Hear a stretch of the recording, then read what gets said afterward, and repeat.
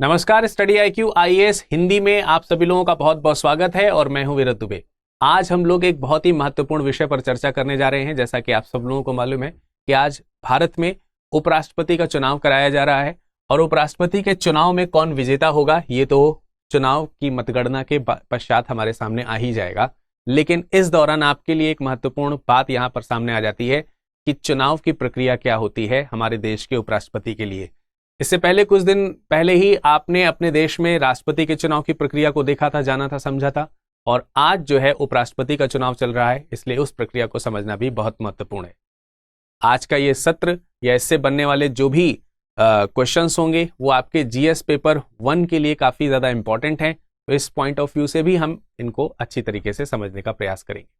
जैसा कि आप सब लोगों को मालूम है कि वर्तमान में हमारे देश के जो उपराष्ट्रपति हैं वो हैं वेंकैया नायडू जी, और इनका कार्यकाल 10 अगस्त को समाप्त हो रहा है। और इसके पश्चात हमें 11 अगस्त को देश के नए उपराष्ट्रपति चाहिए ही होंगे हर हाल में, क्योंकि राष्ट्रपति और उपराष्ट्रपति का जो पद है ये किसी भी स्थिति में खाली नहीं किया जा सकता है। तो उनसे पहले ही चुनाव की प्रक्रिया पूरी हो जानी चाहिए। तो यहां पर हमने आपको बताया कि इनका कार्यकाल खत्म होने को है और स्वाभाविक सी बात है कि इस क्रम में नए राष्ट्रपति का चुनाव जारी है।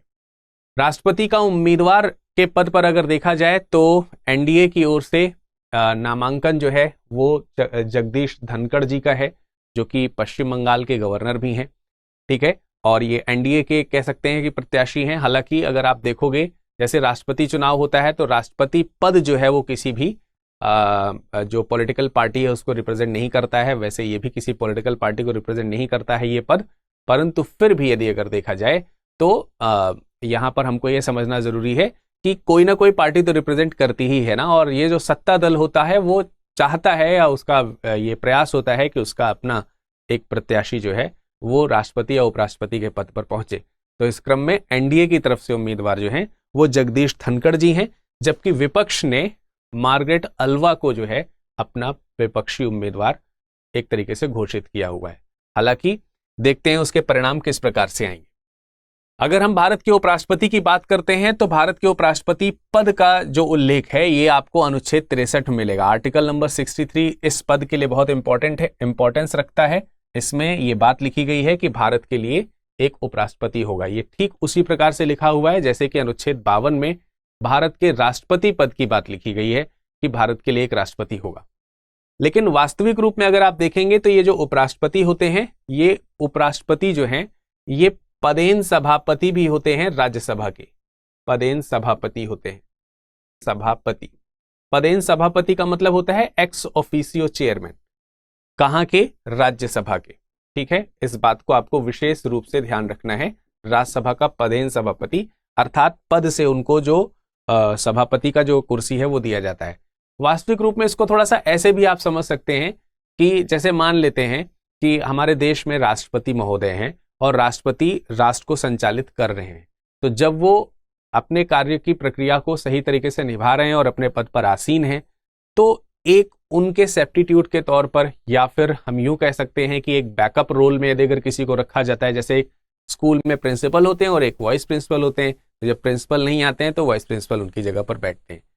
तो एक तरीके से इनकी नियुक्ति इसलिए होती है कि जब कभी भी राष्ट्रपति अपने पद पर नहीं होंगे या राष्ट्रपति का पद रिक्त होगा तो उस जगहों पर राष्ट्रपति का पद रिक्त होने में, खासकर आकस्मिक रूप से जब रिक्त होगा तो उस जगह पर उपराष्ट्रपति जो है वो राष्ट्रपति का पद संभालते हैं। लेकिन यहां पर गौर करने की बात यह है कि यह बात तो हो गई कि आकस्मिक रूप से जब राष्ट्रपति का पद खाली होगा तो क्या उपराष्ट्रपति को तब तक के लिए यूं ही चयन करके छोड़ दिया जाए कि भाई अभी तो आकस्मिक रूप से खाली नहीं है पद और अभी आप घर बैठिए, अभी आपकी छुट्टी है, जब वो नहीं आएंगे तब हम आपको बुला लेंगे? ये तो किया नहीं जा सकता है। तो मैं बहुत साधारण शब्दों में समझाने का प्रयास कर रहा हूं, इसलिए इस तरीके की चीजें मैं आपके साथ शेयर करता हूं या कर रहा हूं। तो उस दौरान जब तक कि राष्ट्रपति अपने पद पर हैं और जब हमने एक व्यक्ति को उपराष्ट्रपति के पद पर चुन लिया है तो उन्हें क्या पद दिया जाए, उनको किस प्रकार का रोल दिया जाए, तो बाय द वे तब तक के लिए जो है उन्हें संसद में सबसे बड़ा जो दूसरा कह सकते हैं कि जो पद है वो आपको दिया जा रहा है और वो है उपराष्ट्रपति का। अब आप देखिए, अगर हम भारत के एडमिनिस्ट्रेटिव सिस्टम में जाते हैं, एग्जीक्यूटिव सिस्टम में जाते हैं, तो एग्जीक्यूटिव सिस्टम में आपको मालूम है कि एग्जीक्यूटिव हेड जो है वो राष्ट्रपति होते हैं। ठीक है। एग्जीक्यूटिव हेड कौन है? राष्ट्रपति हैं। और राष्ट्रपति एक तरीके से अगर ये संसद है, तो संसद में सबसे बड़ा जो व्यक्ति हो गया वो तो आपका ये वाला पद का व्यक्ति हो गया, राष्ट्रपति। लेकिन संसद के अंदर 2 सदन भी हैं। तो अगर यहां पर अगर हम 3 बिल्डिंग स्ट्रक्चर की बात करें, 3 बिल्डिंग स्ट्रक्चर में एक तो आपका ये पार्लियामेंट हो गया, और पार्लियामेंट के अंदर इनबिल्टेड लोकसभा और राज्यसभा जो है, इन 2 बिल्डिंग्स की और अगर हम बात करते हैं तो इनमें अब ये वाला पद तो फिल हो गया है क्योंकि इसको तो राष्ट्रपति ने ले लिया। अब इन दोनों में से बड़ा सदन कौन सा है या बड़ा बिल्डिंग कौन सा है? तो आप कहेंगे सर राज्यसभा है। तो इसलिए राष्ट्रपति को जो शेष बचा हुआ है, यानी कि संसद के बाद जो शेष बचा हुआ सबसे बड़ा जो घर है या जो सभा है, उसका सभापति बनाया जा रहा है। तो इस तरीके से आप बड़ी आसानी भाषा समझ गए होंगे कि उपराष्ट्रपति को राज्यसभा का पदेन सभापति क्यों बनाया जाता है। हालांकि लोकसभा में लोकसभा के अध्यक्ष चुने जाते हैं, जबकि यहां पर सभापति बनाया जाता है उपराष्ट्रपति महोदय को। तो ये अंतर शायद आप लोगों को अच्छी तरीके से समझ में आ गया होगा। भारत में उपराष्ट्रपति राज्यसभा के सभापति भी होते हैं, यही मैंने आपको समझाया। और इनको अपॉइंट तब किया जाता है जब राष्ट्रपति का पद खाली हो, और उस खाली हुए पद की जिम्मेदारी को संभालने के लिए इनको बुलाया जाता है उपराष्ट्रपति महोदय को। ठीक है, अब हम जानेंगे आगे उपराष्ट्रपति के चुनाव की पूरी प्रक्रिया के बारे में। उपराष्ट्रपति का जो पद है, इसके चुनाव से संबंधित जो पूरी प्रक्रिया है, इसके बारे में हम लोग समझेंगे। और इस प्रक्रिया का जो उल्लेख है ये आपको आर्टिकल नंबर 66 में मिलेगा। किसमें मिलेगा? आर्टिकल नंबर 66 में। हालांकि अनुच्छेद 66 जो है उसमें कई सारे क्लॉजेज हैं, क्लॉज 1, 2, 3, 4 करके अलग अलग क्लॉजेज हैं। तो क्लॉज 1 जो है, अनुच्छेद जो उसका उपभाग या खंड 1 जो है, आर्टिकल 66 क्लॉज 1 जो है, वो कहीं ना कहीं राष्ट्रपति के चुनाव की प्रक्रिया के बारे में बताता है। इस पर अभी हम चर्चा करेंगे, लेकिन उससे पहले कुछ पॉइंट आपको यहां पर देखना है। देखिए, उपराष्ट्रपति का जैसे चुनाव हो रहा है, तो अगर हम इसके सिगमेंटेड पॉइंट्स में अगर इसको थोड़ा सा डिवाइड करके देखेंगे कब कब क्या क्या चीजें हो रही हैं, तो आज चुनाव हो रहे हैं। चुनाव होने से पहले भी कुछ प्रक्रियाएं अपनाई गई होंगी, जैसे कि अधिसूचना जारी करना।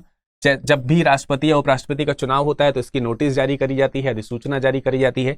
और ये अधिसूचना जारी करी गई थी 5 जुलाई से, यानी कि उपराष्ट्रपति का ये चुनावी प्रक्रिया जो है वो 5 जुलाई से स्टार्ट हो चुकी है। इसके बाद 19 जुलाई को नामांकन की आखिरी तारीख रखी गई। अधिसूचना जारी करने के पश्चात जो है वो नामांकन के लिए ओपन किया जाता है, नामांकन ओपन किया जाता है, और जो उम्मीदवार हैं वो अपने आप को नामांकित कर सकते हैं। ठीक है, अपने प्रस्तावकों और अपने अनुमोदकों की सहायता से। और नामांकन का जो पत्र आएगा उसके पत्रों की जांच जो है वो 20 जुलाई को पूरी करी जाएगी या पूरी करी गई। 22 जुलाई वो डेट है जब आप अपने इस रेस से अपना नाम वापस ले सकते थे। नाम वापसी की आखिरी तारीख थी। और 6 अगस्त ये वो दिन है आज का जब आप मतदान और मतगणना आज के दिन ही हो जाएगी।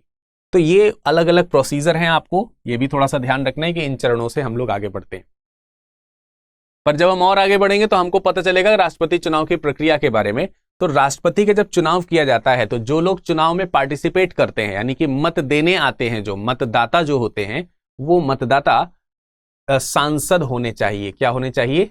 सांसद होने चाहिए। तो इस प्रक्रिया का उल्लेख भी आपको आर्टिकल नंबर 66.1 में देखने को मिल जाएगा, जिसमें निश्चित रूप से ये कहा गया है कि राष्ट्रपति के, अब जैसे राष्ट्रपति का चुनाव होता है तो उसमें सांसद के अलावा विधायक जो हैं वो भी पार्टिसिपेट करते हैं। लेकिन जब हम उपराष्ट्रपति की बात करते हैं तो यहां पर विधायक पार्टिसिपेट नहीं करते, केवल और केवल सांसद पार्टिसिपेट करते हैं। सांसद का मतलब हो गया संसद के सदस्य, संसद के सदस्य। और संसद में 2 प्रकार के सदस्य हैं। 2 प्रकार के कौन कौन से सदस्य हैं? एक तो आपके पास में निर्वाचित सदस्य हैं। एक आपके पास में कौन है? निर्वाचित सदस्य। और एक होते हैं मनोनीत सदस्य, मनोनीत सदस्य। ठीक है, जिन्हें आप इलेक्टेड मेंबर्स और नॉमिनेटेड मेंबर्स के रूप में जानते हैं। तो ये जो नॉमिनेटेड मेंबर्स हैं, जैसे राज्यसभा में 12 सदस्य हैं, क्या ये इनके इलेक्शन में पार्टिसिपेट करते हैं? अगर इसको हम कंपेयर करेंगे राष्ट्रपति के चुनाव के द्वारा, तो यहां पर पार्टिसिपेशन नहीं होता है। ठीक है, ये चीज हमें ध्यान रखना है। राष्ट्रपति के चुनाव में पार्टिसिपेशन नहीं होता है इन नामित सदस्यों का। लेकिन जब हम उपराष्ट्रपति के चुनाव की बात कर रहे हैं तो ये सारे के सारे लोग पार्टिसिपेट करेंगे, फिर चाहे वो निर्वाचित हो या फिर मनोनीत सदस्य हो। तो ये एक इंपॉर्टेंट पॉइंट है जो आपको यहां पर अच्छी तरीके से ध्यान रखना ही चाहिए। ठीक है, तो ये पॉइंट आपको क्लियर हो गया होगा, ये वाला पॉइंट। दूसरा अगर हम देखते हैं कि जब इलेक्शंस होते हैं, यानी कि जब चुनावी प्रक्रिया आती है, तो चुनाव देने का तरीका क्या है, यानी कि वोट देने का तरीका क्या होगा। ये वोट देने का तरीका प्रेसिडेंट और वाइस प्रेसिडेंट दोनों के लिए सेम होता है। मसलन इसमें आपको आनुपातिक प्रतिनिधित्व प्रणाली का प्रयोग करना पड़ता है, यानी कि प्रोपोर्शनल रिप्रेजेंटेशन सिस्टम जो है उसका यूज किया जाता है। साथ ही साथ एकल संक्रमणीय मत पद्धति का भी प्रयोग होता है, अर्थात सिंगल ट्रांसफरेबल वोट सिस्टम जो है वो भी काम आएगा। और साथ ही कितने ही प्रकार के इलेक्शंस हो जाए हमारे यहाँ, सारे ऑलमोस्ट सीक्रेट बैलेट के द्वारा ही किए जाते हैं, तो ये भी एक सीक्रेट बैलेट के द्वारा किया जाने वाला प्रोसीजर है जिसको इसमें भी फॉलो किया जाता है। तो सिंपली आपको ये वाला जो पॉइंट है ये तो राष्ट्रपति की तरह कॉमन रखना है, पहला वाला भी राष्ट्रपति की तरह कॉमन है, बस एक चीज ध्यान रखना है, एक डिफरेंस है, और वो क्या है कि एक तो राज्यों की विधानसभा के सदस्य इसमें पार्टिसिपेट नहीं करते हैं और दूसरा नामित सदस्य पार्टिसिपेट कर सकते हैं। ये एक विशेष परिवर्तन है। ठीक है, तो राष्ट्रपति के चुनाव और उसमें पार्टिसिपेट करने वाले जो लोग हैं वो आपको शायद यहां पर समझ में आ गए होंगे। पर मुद्दे की बात तो यह है कि हमें यह भी जानना आवश्यक हो जाएगा कि उपराष्ट्रपति का जब आप पदासीन हो रहे हैं तो उपराष्ट्रपति के पदासीन होने पर आपको योग्यताएं किस प्रकार की होनी चाहिए, अर्थात जब आप वाइस प्रेसिडेंट बन रहे हो तो किस प्रकार की क्वालिफिकेशंस होनी चाहिए, आपकी एलिजिबिलिटीज क्या होनी चाहिए, यह भी बहुत जरूरी बात है। इस क्रम में सबसे पहला पॉइंट है कि जब भी आप भारत के किसी भी संवैधानिक पद पर आसीन होते हैं तो सबसे पहला पॉइंट तो आपको ये ध्यान ही रखना है कि उसे भारत का नागरिक होना चाहिए। और जब कभी भी ये स्टेटमेंट आप पढ़ते हैं कि उसे भारत का नागरिक होना चाहिए तो इस बात का अपने क्वेश्चन पेपर के समय जब इस तरीके के क्वेश्चंस पूछे जाएं तो इसको पढ़ते समय सावधानी बरतना आवश्यक है, क्योंकि कई बार आपको ऑप्शंस इस प्रकार के दे दिए जाते हैं, जैसे कि आपसे कह दिया जाए इसमें भारत का नागरिक होना जरूरी है, या फिर इसी में ऐड कर दिया जाए भारत का जन्म से नागरिक होना जरूरी है, या जन्म से भारत का नागरिक होना जरूरी है। तो ये एक छोटा सा वर्ड जो है आपके सेंटेंस को गलत करा सकता है, अर्थात इसमें जन्म से नागरिक होना ये कोई आवश्यक नहीं है, परंतु भारत का नागरिक होना ये आवश्यक है। ठीक है, तो एक पॉइंट आपको ये ध्यान रखना है। दूसरा, एज की अगर हम बात करते हैं तो एज जो है वो एटलीस्ट 35 ईयर होनी चाहिए, जैसे कि प्रेसिडेंट के लिए भी मांगा जाता है।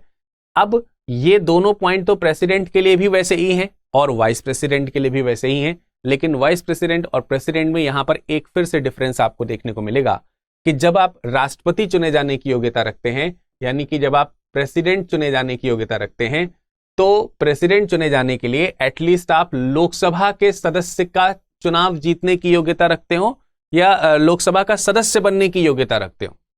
ठीक है, लोकसभा का सदस्य बनने की योग्यता रखते हो, ये कंपल्सन होता है। उसी प्रकार से वाइस प्रेसिडेंशियल इलेक्शंस जब हो रहे होते हैं या वाइस प्रेसिडेंट जब आप बन रहे होते हैं तो उसमें चुने जाने के लिए आपकी योग्यता जो है वो राज्यसभा की मांगी जाती है, अर्थात राज्यसभा में चुने जाने हेतु योग्यता होनी चाहिए। यदि अगर आप राज्यसभा के सदस्य बनने की योग्यता रखते हैं तो आप उपराष्ट्रपति भी बन सकते हैं। इसका मतलब ये नहीं है कि आपको उपराष्ट्रपति होने के लिए राज्यसभा का सदस्य होना ही चाहिए, होने की योग्यता रखनी चाहिए, ऐसा कहा गया है। ठीक है, इस चीज का हमें ध्यान रखना है। उपराष्ट्रपति में 15,000 रुपए जमानत राशि जो है वो रखी गई है। अगर आपको इलेक्शन में एज ए कैंडिडेट पार्टिसिपेट करना है तो आपको 15,000 रुपए की जमानत राशि जो है वो जमा करनी पड़ेगी, जो कि अगर आप वैलिड वोट्स का 1/6% नहीं गेन कर पाते हैं या 1/6 पार्ट नहीं गेन कर पाते हैं तो आपकी जमानत राशि जो है वो क्या कर ली जाएगी, जब्त कर ली जाएगी। सीरियसनेस दिखाने के लिए ऐसा जनरली किया जाता है। चुनाव जीतने के लिए उम्मीदवार को न्यूनतम कोटा प्राप्त करना भी आवश्यक है। यह न्यूनतम कोटा भी उसी प्रकार से होता है जैसे कि राष्ट्रपति के लिए होता है। जो भी हमारे पास में वैलिड वोट्स होंगे, जो भी वैलिड वोट्स होंगे यानी वैध मत जो होंगे, ठीक है, वैध मत, उस वैध मत में आपको एक जोड़ करके 2 से भाग या उस वैध मत में 2 से भाग दे करके एक जोड़ देना है। जैसे कि अगर वैध मतों की संख्या 100 है by 2 + 1, तो इसका मतलब ये हो गया कि एटलीस्ट 51 वोट आपके पास में होने चाहिए जब आप राष्ट्रपति का चुनाव, उपराष्ट्रपति का चुनाव जीतते हैं। इसका मतलब उपराष्ट्रपति के चुनाव का निर्णय भी इस बात से नहीं होगा कि किसे ज्यादा मत मिले हैं, बल्कि इस बात से होगा कि किसने कुल वैध मतों के आधे से कम एक अधिक मत प्राप्त किया है। तो ये प्रक्रिया भी आपको यहां पर ध्यान रखनी चाहिए। अब इस चीज को ध्यान में रखते हुए मौजूदा समय में अगर हम देखें तो बीजेपी के जो प्रत्याशी हैं उन्हें जीतने के लिए अगर हम देखते हैं तो लोकसभा सांसदों की संख्या जो है बीजेपी के पास में 303 है और राज्यसभा के जो सांसद हैं वो 92। इस प्रकार से 395 का जो आंकड़ा है वो बीजेपी के पास में है, जबकि जीत के लिए आपको सिर्फ 394 सदस्यों की जरूरत है। तो वो आसानी से कहीं ना कहीं जीत हासिल करते हुए देखने को मिल सकते हैं, या हो सकता है कि उसमें टक्कर भी हो रही हो। तो ये एक आपको आंकड़ा है जो कि ध्यान रखना है चुनावी प्रक्रिया के बारे में। ठीक, क्लियर रहेगा। अब जब वोटिंग हो जाएगी तो वोटिंग खत्म होने के बाद ही उसी दिन इसकी गिनती शुरू हो जाती है, यानी हमको ये पता चल जाएगा जिस दिन वोट हुआ है, यानी आज ही वोट हुआ है, तो आज ही हमें पता चल जाएगा कि फाइनली जो है वो कौन राष्ट्रपति का चुनाव जीत रहा है। ठीक है, तो ये है संपूर्ण प्रक्रिया उपराष्ट्रपति के चुनाव की। आशा करते हैं आपको ये प्रोग्राम अच्छी तरीके से समझ में आया होगा और इसमें बताई गई सारी बातें आपके मन में स्पष्ट हुई होंगी। इसी प्रकार के दूसरे इंफॉर्मेटिव वीडियो के साथ फिर आपके सामने हाजिर होंगे। तब तक के लिए नमस्कार, धन्यवाद।